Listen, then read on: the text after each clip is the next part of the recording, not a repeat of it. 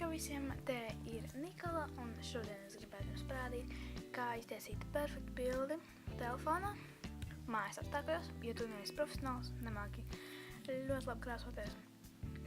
Vienkārši tā, iesācēju. Tikai bildē. Pirmais, ko mēs darām, mēs uzkrāsojam lūpkrāsas uz mūsu lūpām, un tam nav jābūt perfekti, vienkārši, lai izstītos labi kamerā. Mēs fočēsim ar retriku, un tāpēc jūs varat izvēlēties, kāds efekts piestāv labāk jūsu apgaismojumu.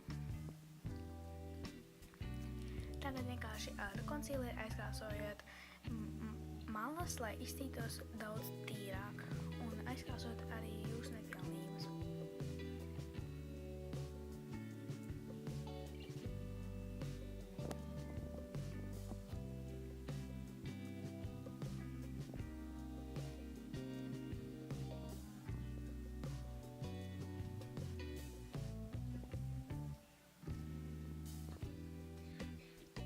Tagad mēs izmantojam esenci Plump no Clump tušu.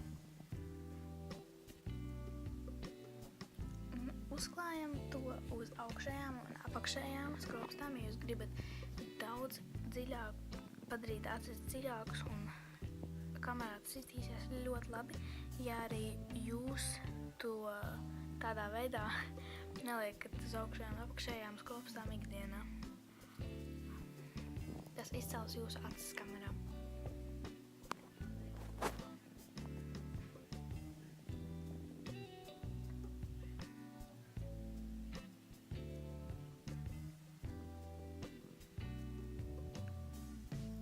Mēs neizmantojam pūderi, jo kamerā jūs neredzēsiet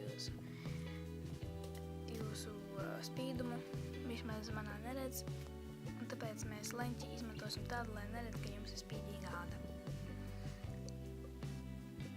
Un nākamais solis ir apgaismojums.